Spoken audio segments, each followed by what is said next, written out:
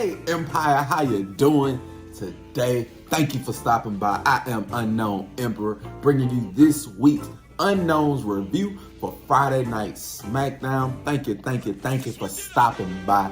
Thank you. We appreciate you here. It's one of these new, nice wrestling review shows that is on this channel. Thank you. We appreciate you. If you like to see, like, share, and subscribe. This was the season premiere of Friday Night Smackdown on USA Network Television. They are back and they are better. Exclusively on the USA Network. Let's get into it. SmackDown got started nice and proper with Uncle Triple H, Uncle Paul Levesque making his way down to the ring. And you know, whenever he come out, he normally short and sweet and to the point. He gave us a little rundown. This is the 25-year anniversary of Friday Night Smackdown, or Smackdown as a whole. Then he said it's a lot going on. He gave us the opening match. There's no way that you're supposed to start without Solo Sikoa, Cody Rhodes, the undisputed title. And then he asked us, are we ready? Which I am ready, which we were ready. And then he led us into our first match of the night. It's always great to see Triple H. It's always good to see Mr. Levesque on your screen. Cody Rhodes, Solo Sikoa, undisputed title, steel cage match. That was our opening match for Friday Night Smackdown, and these two did not disappoint. The first 30 minutes was commercial free, so they gave you all of the action, gave you all of the meat and the potatoes, no side. Cody Rhodes got started early using the cage as a weapon. He immediately was tossing Solo Sikoa across the ring, slanging him into the four faces of the cage, letting him really feel it, but he did get a little overexcited, and he went for one move too many, and he did get flipped into that cage. And it was here where Solo Sikoa started to take control, and he started to run free. Solo is a very nice wrestler. He's really growing on me as a person, and as Bloodline grows, Solo is really nice. And he, even in this, he busted open Cody Rhodes when Cody was in the corner, and he landed those nice little headbutts in the corner. He left Cody bleeding. But this man Solo was very persistent, and he went for another headbutt. But on this headbutt, he missed. And Cody got up. But Cody went for a disaster kick, which led to this nice little reversal from Solo when Solo caught him and slammed him into the cage. But then Solo was a little bit overzealous, so you know he was doing a little bit too much. And this led to an amazing spot where Cody was halfway up the cage and hit this great Cody cutter on the Solo. Being on top of the cage was not the end of these men's escapades. Like they made their way up the side of the cage again. But this time, as Cody was trying to escape, Solo Sikoa was able to grab him, and he hit this amazing superplex from the cage, which left both of these men laying, and they were really throwing their bodies on the line. I can tell that these two were really putting their all into this match, and I was loving every bit of the brutality of it. Shout out Rhea Ripley. Seeing that superplex from the cage was not enough, Solo wanted to deal more damage, so he hit two spinning solos for the 1-2 kick out. I don't think the spinning solo is gonna be his finishing move for like big people, like big name people, you know. But Cody Rhodes was not going to be outdone. He hit a disaster kick, he hit a Cody cutter, and he hit a crossroads, and Solo also kicked out at 2. The crossroads has to be one of the worst finishes ever. It takes about 4 or 5 of them, and he never gets you on the first one. Like, crossroads has to be one of the worst finishing moves, or the weakest, because it doesn't really finish nobody on the first go. But I digress.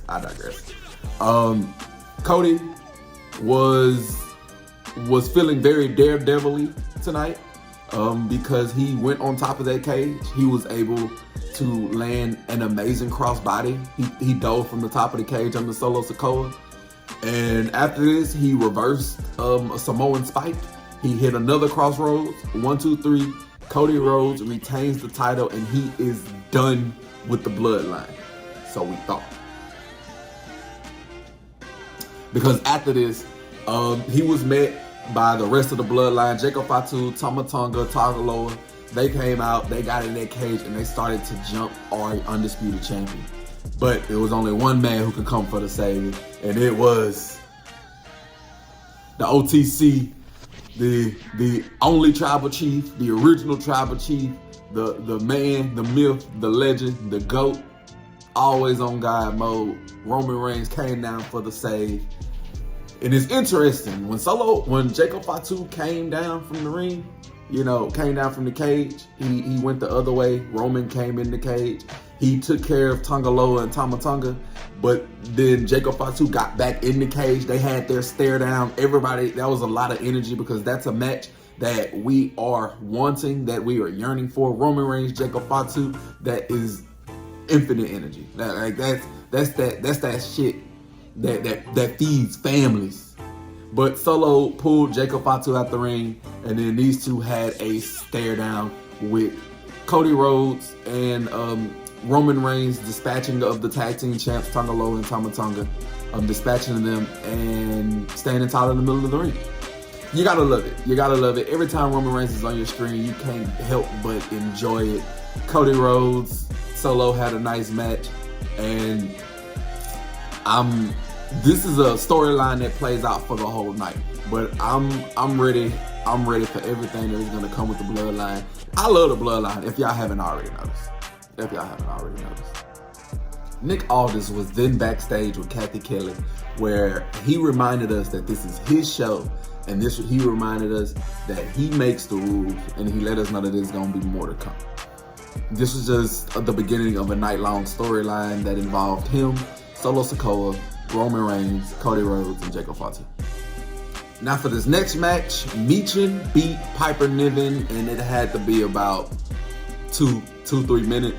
If you would have went to the bathroom, you most definitely would have missed it. The bell rung. Immediately, Michin essentially went out to Chelsea Green. She attacked her with a kendo stick, and Piper Niven got the advantage. Attacked Michin, threw her in the ring, but Piper Niven went to the middle rope. Michin did a suplex off that middle rope, hit her with the eat defeat. 1, 2, 3, Michin wins. And then immediately after the bell rung for it to be over, Chelsea Green got her revenge. She attacked Michin, hit her with the unpretty her on top of a trash can. And so this feud kind of continues. Everybody that's involved is extremely underrated based off of the position that they've been put in on Smackdown. Just give them more. That's all I can say about what just took place. Just give the participants in this match a little bit more, and they will have a little bit more. Chelsea Green already has a cult following behind her. Even Michin has a following behind her, but just give them a little bit more. Next, we had A-Town Down Under taking on KO and a mystery partner. A-Town Down Under made their way to the ring. KO made his way down to the ring. And we were sitting here wondering about who was his partner going to be when a random man came down. He told us his name was Ricky. So it was going to be KO and Ricky taking on A-Town Down Under. When KO real opponent showed up, which was the Apex Predator, the Viper, the Legend Killer, Randy Orton, returning to SmackDown because he has been on Monday Night Raw battling Gunther. Now he back, and these best friends are reunited on Friday Night SmackDown. So this match was basically 3 stories. 1, Austin Theory is continuously saving Grayson Waller. 2, KO and Randy Orton are nice together. 3, Randy Orton is a beast, is a dog, and A-Town Down Under knew it. Because the first half of this match, they were doing everything they possibly could to keep KO from tagging in Randy Orton. And Austin Theory was doing everything he possibly could to save Grayson Waller. So every time that Grayson was going to get hit or attacked, Austin Theory would do what he can to save him. And every time KO went for the tag to Randy Orton, Grayson Waller would take Randy Orton off. So they were just doing a great job of isolating KO to their side of the ring. They should have did a better job, but KO is a smart babyface. Everything that they were doing to stop the tag, he went outside the ring and then jumped back in and tagged Randy Orton. And this just basically signaled the beginning of the end. Because when Randy Orton came in, he hit that little back suplex onto A-Town down under onto the announcer's table. Got him in the ring. KO and Randy Orton hit spike DDTs in stereo. Then they hit their finishers. Austin Theory eating another stunner. Grayson Waller eating the RKO. 1, 2, 3. They win next standing time. Grayson Waller and Austin Theory did not break up here, so I'm a little confused on that. I could have sworn that this was going to be when they break up, but I guess it's a slow burn. It's just going to continue probably until they get to Bad Blood and break up at Bad Blood, or they're the match at Bad Blood. But it was okay. It was a hit for me. It was a hit. They ain't miss with this one. They did not miss with this one. So I enjoyed it. I want to see what's going to happen. Does KO turn heel? Does Randy Orton turn heel? Do they make their way back into the Bloodline storyline? I don't know. We just gonna have to stay tuned every week to see what happens. It was here where Nick Aldis was then in the back with Kathy Kelly again, and he let us know that he has been talking to Solo, talking to Jacob Fatu, and they issued out a challenge to Roman Reigns and Cody Rhodes for a tag team match. It was here Cody Rhodes must have been just walking by or had his ear to the door, because then after that, he walked in and told Nick Aldis that he wants nothing to do with the Bloodline and he's not going to sign that contract. Then he walked off. The story continues. Ooh. Irresistible Force Nia Jax was now in the middle of the ring. She is your WWE Women's Champion, and she was letting us know that she does not know who her opponent is for Bad Blood, but all she knows is that she has been dominating since she's returned back to the WWE, and that can't nobody stop her. She has ran through everybody that has stepped in her way, and she is going to dominate every step. This is when she was interrupted by BBL Bailey. BBL Bailey. Bailey, the huggable one, made her way down to the ring. She said, "Ding dong, dummy." She want her rematch. She want her title shot back. Nia Jax fired back, like, you've done nothing to warrant a title shot, and you don't have damage control anymore. You're not gonna beat me by yourself, you know. I don't need nobody. Then she brought up Tiffany Stratton. Tiffany Stratton made her way down to the ring. She called Bailey a loser. Like, you cannot break a wedge. You cannot put a wedge between me and Nia Jax. But then Bailey reminded her that she beat her last week, which Tiffany politely responded it was Nia Jax's fault, which is just causing more dissension between these two. When they were going to jump Bailey, when Naomi came out to even up the odds, and she reminded us that she hasn't had a title for a little minute, so maybe she deserves one. When we got this amazing match idea with Nia Jax and Tiffany Stratton taking on Naomi and Bailey. If Bailey and Naomi win, the person who gets the pinfall faces Nia Jax at Bad Blood.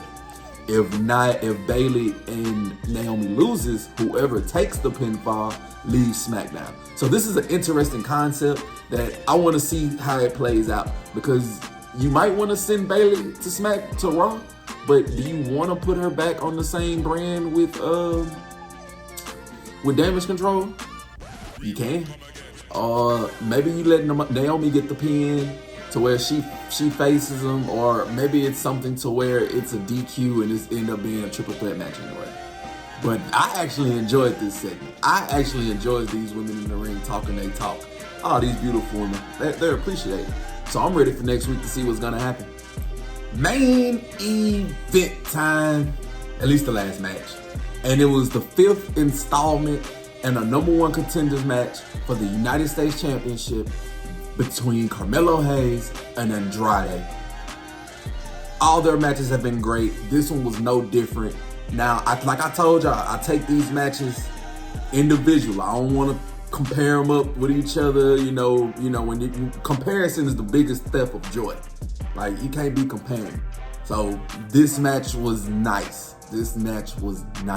Carmelo Hayes got started early attacking Andrade before the bell. So he did get the jump on him, assaulted him a little bit, roughed him up.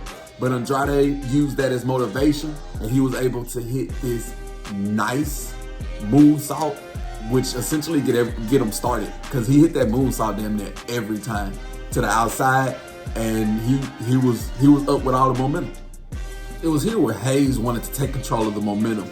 He was giving devious chops, like he was chopping through Andrade's soul when all that came to a halt. When these two was up on the barricade and hit this Spanish fly onto the ground that left both of them laying. But when we came back from commercial break, it seemed to not stop either one of them, because these two were trading roll-ups in the middle of the ring. Just surprise roll up here, surprise roll up here, surprise roll up here. When Carmelo got tired of it, he hit a first 48. Andrade didn't want to get hit with that, so he didn't like that he got hit with that, and then he came back with a reverse elbow. So these two was just hitting they was hitting their signatures. It was nice. It was nice. This match was starting to pick up. These two have fought so much, they were reversing each other's move with ease. That little double backflip that Andrade do, Hayes had his knees up, he was ready for it. Hayes went for his top rope move. Andrade was out the way. So these two then fought too many times and seen each other's stuff. It was nice. So nice that Andrade had to bust out a destroyer. And after he hit this destroyer, he hit his double knees into the corner. The beginning and the end for Hayes. They went to the top rope. Andrade hit the message from the top rope, second rope, off the turnbuckle. It was an elevated the message. You know, the message. 1, 2, 3, Andrade wins, and he goes on to face LA Knight. Quick aside, I don't think I did I don't know. I don't think I did a prediction, but I feel like Andrade's gonna lose, but it's gonna be because of Carmelo Hayes. He gonna come in, cause the DQ. They have to get the 6th match. Hayes win that one, and then Hayes maybe win the 7th one, or it's a triple threat match for the United States Championship. But that's what I'm thinking. But immediately after the match, LA Knight came out and said, "Let me talk to you." And he told Andrade he won. Congratulations. But he basically just won to be next up, to be hitting quick to the side. You get 3 the hard way with everybody selling LA Knight. Yeah. And so Andrade, LA Knight, next Friday night for the United States Championship. These are two. Andrade I need him to get back to that Andrade seeing Almas. Like, I need him to get back to that level. Yeah, I need him back. Andrade seeing Almas. See. Yeah, I need that. But these two are gonna put on a great match. LA Knight, good on the mic, good in the ring. Andrade, good on mic, good in the ring. I'm all in for it. This match most definitely was a hit. This ain't no miss. Ain't no miss here. That's a hit right there. It's a hit. And then the moment we all have been waiting for.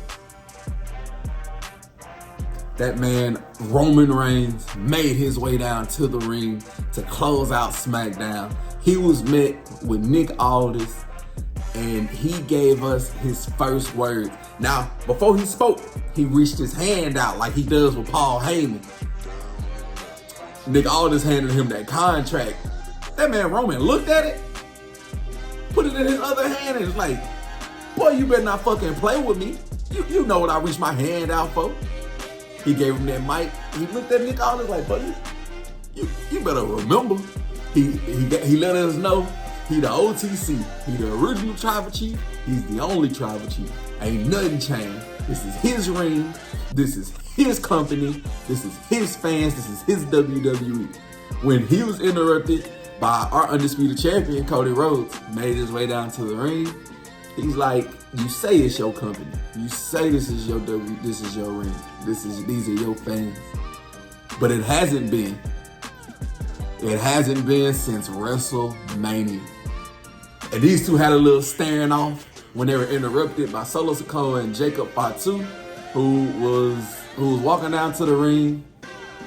They just distracted Roman and Cody. Tama Tonga Taaloa came out, got the little jump on them. Cody and Roman dispatched them real quick, Roman grabbed the contract, looking at the contract. The thing that I find funniest about this is when Roman picked up the contract, you can hear Solo, oh, so y'all friends now. Oh, so y'all cool. Y'all friends, y'all buddies.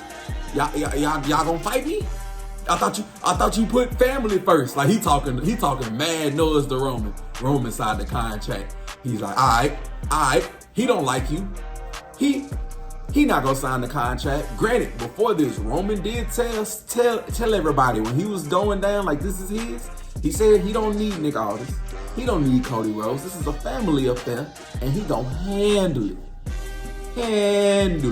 So then when he passed the contract to Cody Rhodes had his hand out like Roman Reigns have his hand out like, give it to me.